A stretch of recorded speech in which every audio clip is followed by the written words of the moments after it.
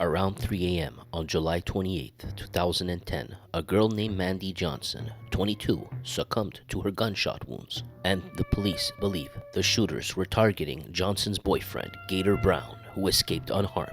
On March 19, 2015, Abbotsford Police Department issued an important public safety notification. It said, "The APD believes the compelling circumstances existing required the department to warn the public about 3 individuals that it believes posed a risk of significant harm to the safety of the community." It states, "The 3 men are involved in an ongoing conflict and criminal lifestyle that includes violence, drugs, and weapons. We believe it's in the public's best interest that the identities of these men are known so people associating with or in close physical proximity to them understand their safety can be in danger," said Sergeant Casey Vinet. Efforts to curtail growing tensions between these individuals are being made, but we are very concerned that the violence could occur in public settings. And the 3 individuals named in this public safety notifications were Sandip Singh Sidhu, 27, 6'2", 201 pounds.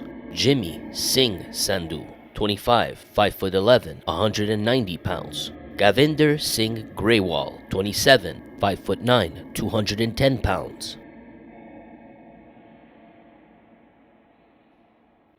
Welcome to Canada.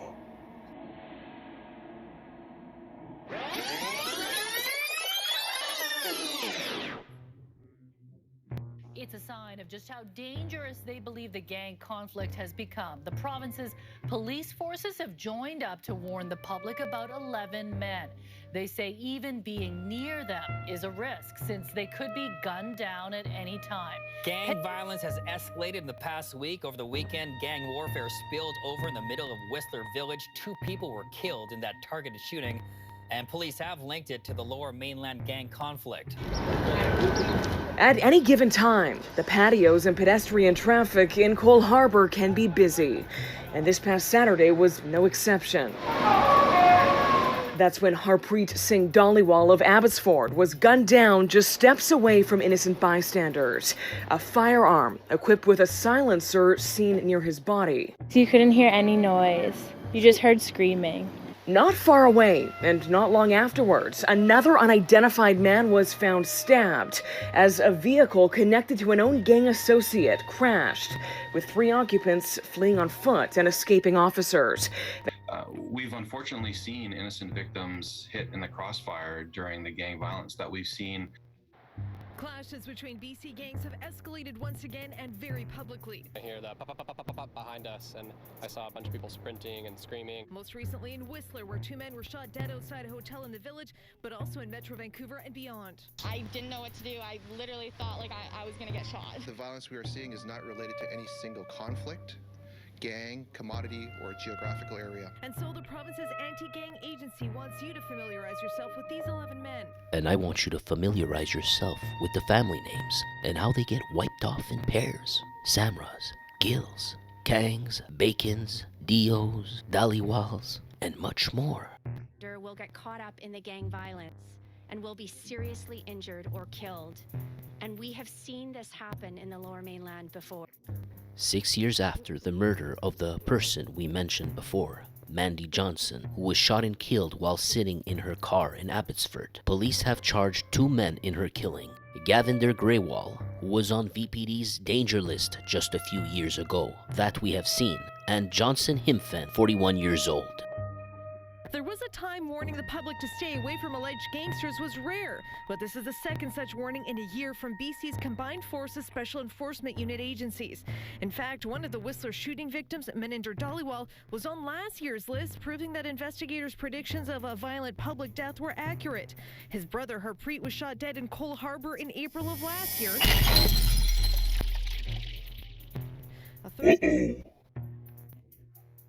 Now remember the unanswered question earlier. Who could have done the killing? Well, we caught the guy, and he has a French-Canadian name.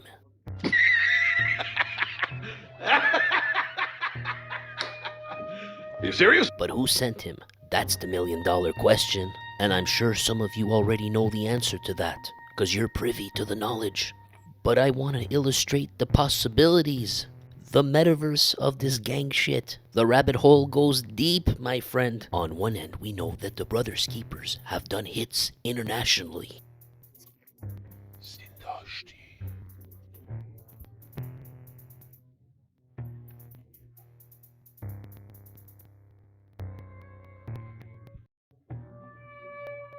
The Canadian assassins are alleged to have been hired on behalf of Naji Sharifi Zindashti, the Iranian-born drug lord based in Turkey. In Persian, Zindashti's name almost sounds like Zandashti, which means you had a woman. Ironic, isn't it? He had a daughter who was assassinated, and on top of that, he's sponsored by the Iranian government. How Islamic. All that jazz about the Ummah and the 12th Imam. You can't make this ish up, boys. Hence, it may seem that certain branches of their organization may have connections to the Wolfpack. But then on the other hand, you have to consider that other factions or subgroups are mortal enemies of the Red Scorpions. And another thing, Wolfpack have been sending elements from Quebec to BC, and that's one factor to consider. But on the other end of the spectrum, one must consider that Jimmy Slice and Sandhu might have a hand in all this. After all, they are enemies of the Grewals for a decade almost, as they have been going back and forth with the Red Scorpions, or some original members that branched off as BKs. And so we need to continue our investigation, and as often the case, we can follow the trail that the police take. Police are also pledging to put them behind bars as well, though tight-lipped about how. We also have what I would consider more covert work going on. One such case blew the lid off this entire saga. It might explain a lot of this, but in order to understand it, one must delve into the past so that we may understand what's going on and who's pulling the strings. Who are these puppet masters? None of this is happening purely by coincidence, but it does smell like destiny is breeding into the mix. So let's start from the beginning. Who was Gavender Grewal? They may have been childhood friends once upon a time, but they may have long separated as a chasm was formed. You picked your side, the UN or the Red Scorpions. For Skids and Slice, loyalty resided with Juar Kunkun and their godfather Gurmit. And on the other side, the pipeline goes up to the Bacon brothers, or what we know them today, the Wolfpack Alliance. And it seems each side were sabotaging each other's pipelines, setting up each other's dealers to death, effectively battling it out for supremacy over the streets of British Columbia. But that's just one side of the entire picture of this gigantic mess. But what about the other one, the Brothers Keepers? Where does that come from? Well, I could not tell you for sure, but here are what the facts say. Gavender Grewal formed his own team, his own gang, and he did not identify as a Red Scorpion. Rather, he would say, "I am my brother's keeper." News sources who got their information by the police say that there was a split formed or a feud between the leaders, Gavender Grewal and Jamie Bacon. So let us look into the events that followed that. I'm sure you've seen this picture so many times by now, and I'd like to show you something new, but at least they say a picture says 1,000 words. Yet I say, it's the words that a picture doesn't say that's the most shocking.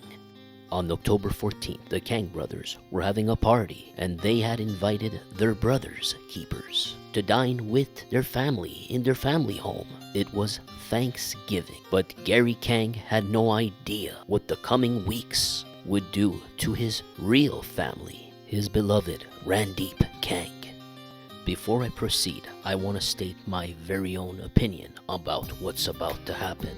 That I don't believe that people die without the order being passed from the top, especially in this given circumstance. The heads of each respective organization clearly had a beef. I'm talking about Jamie Bacon of the Red Scorpions and Gavender Grewal of the Brothers Keepers. Hence, what's about to occur could have not happened in a vacuum. Someone from the top gave the young lad an order with the proper prize, probably. But what's disturbing is that a few weeks before, on Thanksgiving, he was at Gary's house, bumping shoulder with him and his mother. Now back to the sequence of events.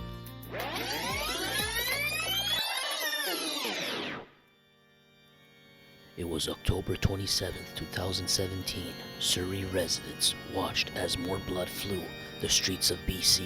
Shuri MG was sitting inside her living room watching TV, but she did not expect to hear loud pops coming from outside a window. That interruption was from the other side, from Bolivar Park, just across from where she was, on Alpin Place in the Bridgeview neighborhood. My initial assumption was it was coming from the park because it was so close to Halloween, and that's why I thought it was firecrackers. She testified in court the second week of Tyrell Nguyen's murder trial, and MG said that right after the pop, she heard the car speeding out of the cul-de-sac in Crestview Drive, and that's when she realized something more nefarious must have happened. And she was right. Satan had a hand in this, for the young man had thrown his life away before even figuring out what life was really about. And Satan had brainwashed another young lad to do his dirty work. A minute or two later, a vehicle came back and parked across the house from her. And I saw an individual get out of the car and run towards the cul-de-sac. Shortly after that, I heard shots again. And that's the point where I assumed those were gunshots. And so she went back into her hallway to call 911 at exactly 8:53 p.m.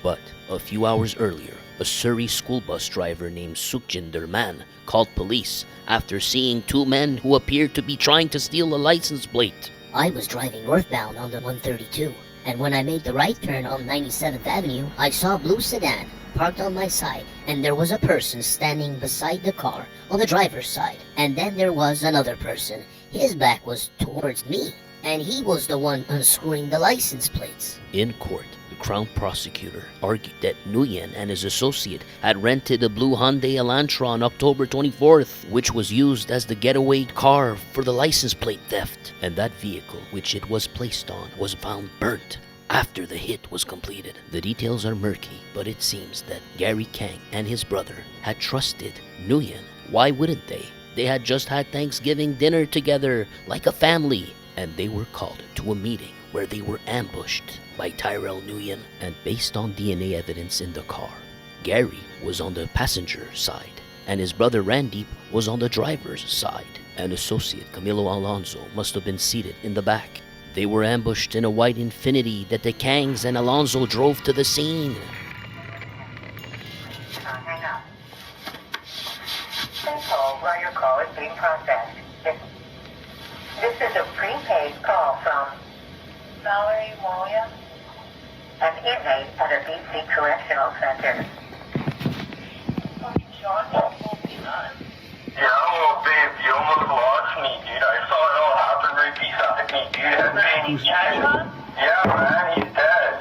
He almost got all over my face and my body, babe. I ran through fucking thorn bushes and shit. Oh, you don't have to say the name, babe. What the fuck was it?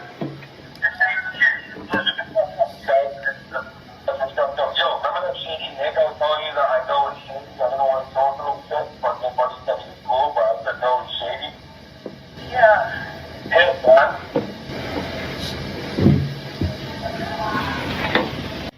You're a little comfortable, right? Yeah, man, I can't believe Randy's gone, dude. Like, I know. Holy fuck, man. Hold the line. Can we go flying for a sec? Yeah, sure, man. Yo. Babe, it's all good, bro. I know, yo. Yeah. You understand? I ran through bushes and I saw it all happen right beside me. I don't know what it was, babe, but something made me duck. And I fucking missed me, dude. It went through my hoodie, man. Like, it almost hit me in the head, man. Dude, I can't believe you just dead, man. Like, fuck, man. Yeah, I would have been dead too if I didn't run.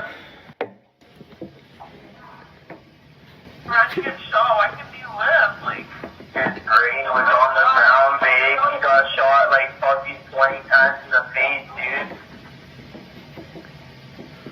did he make any sense? Like, what happened?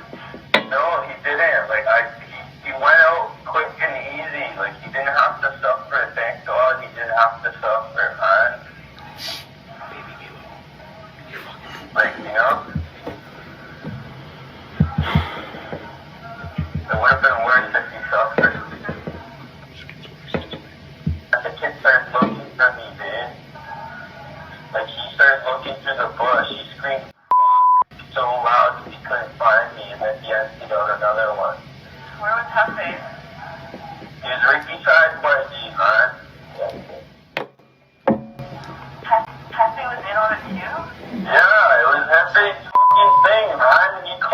fucking dumb goof over there. Like, fuck, man. Have they left that poor stuff right now. He's gonna lose it, dude.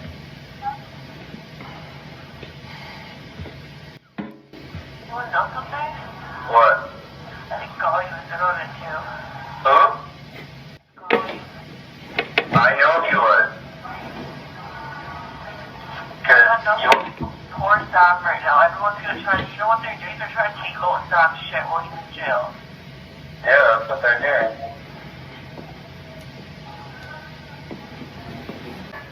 What? Because Hefe and Golly had court in Campbell River together, and they both went off and started talking. Like, they walked away from the judge or the lawyers and started... So, has Desmond tried to cross you?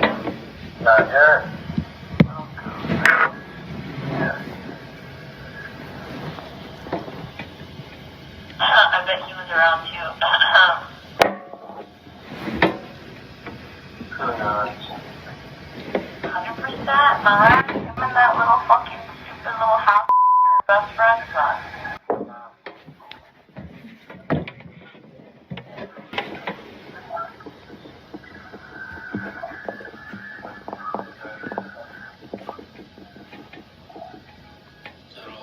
The individual you heard is either Gary Kang or Alonzo, the survivors of that event. But Gary Kang would not survive much longer than this, because that same demon would come hunting for him not much later. Unfortunately, Kang's mother would be present when Tyrell sidestepped her into Kang's bedroom. Prosecutors would say Nguyen did it for his love for Grewal.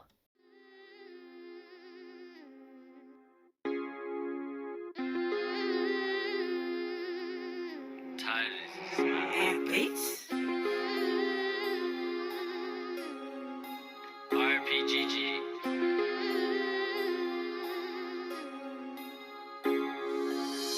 Yeah, nigga, this is my life. I sold a lot of dope, so my wrist is all lies. They wanna kill me, they wanna live my life. I'd have done a lot of dirt, I earned my stripes. Opposition snitching, talking on the phones, nigga. Well, that put me and my brothers in the limelight. The crazy thing is that you used to call me bro, nigga. I seen that money turn your bitch ass to a pot. Know what, all that money, you can't buy respect, bitch. You gotta earn the shit, what I was taught to murder shit. Hop out the whip with the burner, bitch. I'm dumping clips, that's plural shit. Hold up, yo. Public housing made me hungry. Late nights, I was starving. Mama used to cry at night because the bills was late. I had no choice, I had to put food up on the plates. I heard there was a tag, half a clip into his brain. I was just a young and hypnotized by the game. The feds got my cars locked up in them chains. I swear it's been a minute, miss kicking with my dog. Mix a little weed and Hennessy, I'm taking off. Cuz taught me how to get the bag and get it gone. Now I'm a boss, made man, I'm standing tall. I gotta stack this cash because my racks don't fold. I heard they wanna send shots. Brothers keep it, that's a life contract, little nigga. I did this for my family, I gotta get these riches. Nobody gave me shit, I came straight from the trenches. My father was never there for me, little nigga. Dropping off shipping blocks, I gotta get this Skrilla. My mama told me never let them step on you, little. I'm sending shots, no I won't miss none of you, none of you, none of you, none of you, none of you, none of you. I told bro we won't stop till we kill you. Ha! Got him! Got him! They told Gigi from us realest trapper ever living. I swear we riding out for you till they all ain't living. You put the on, all they could do was hate. These bullets take that stupid look right up off their face. You cross my bro, then we let them bullets. These FMJ shots, they coming for your coming for your face. And you heard it in his own voice, the sound coming to your face. And so did the judge.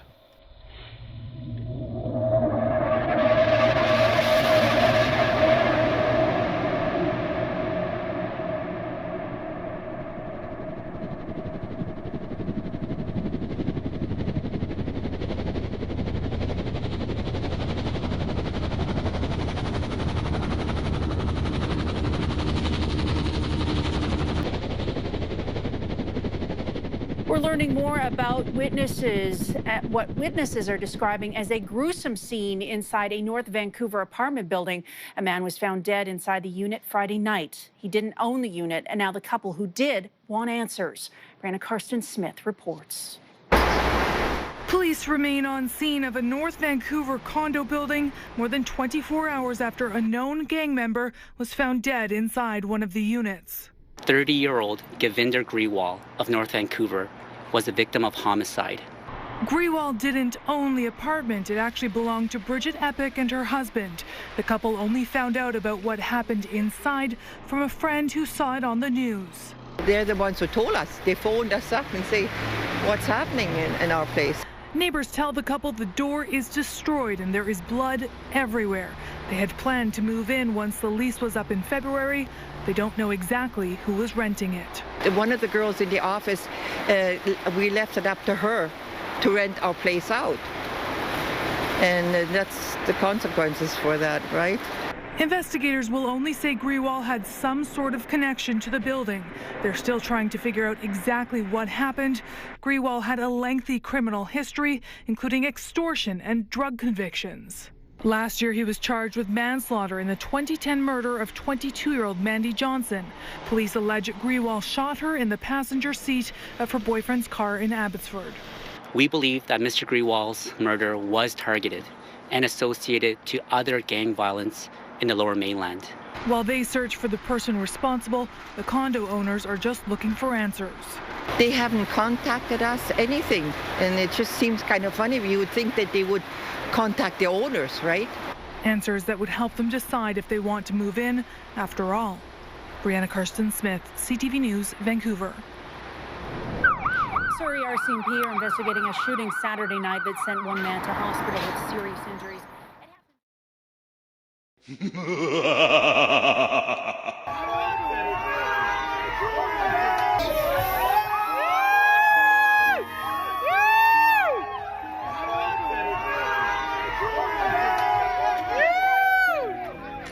Now this morning at around 5 o'clock, police were called to a residence here in the area, 161st Street and 30th Avenue.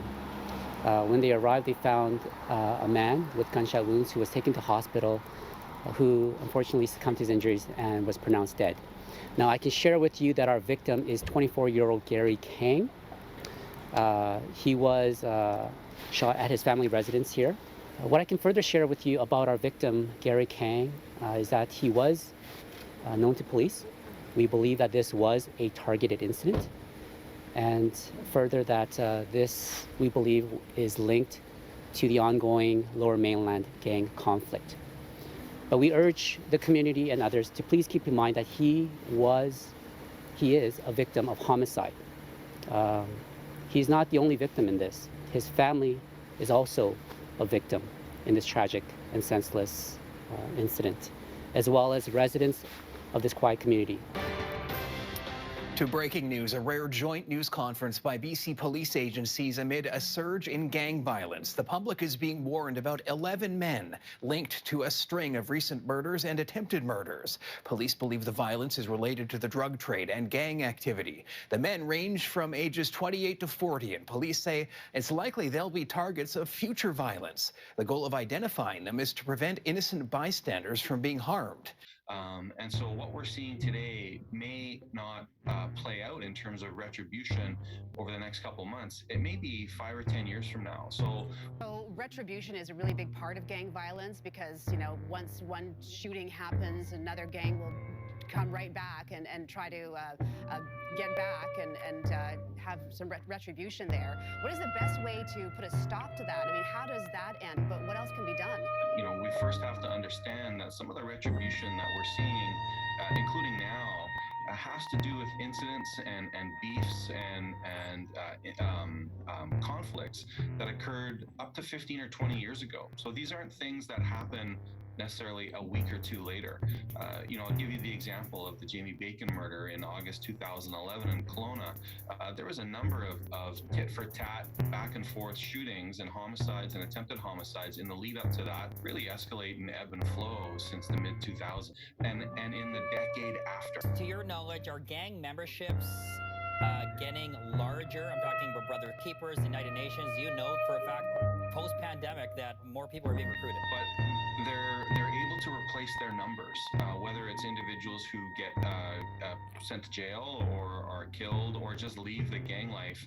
We have seen them be able to replace. We haven't seen them necessarily grow per se, but it's the replacement that we want to be able to stop. Police saying on Monday, 31-year-old Dhaliwal was the intended target of a hit. We do think that it was a targeted killing. It has all the hallmarks of an intentional killing, and we don't believe that there is imminent risk to the public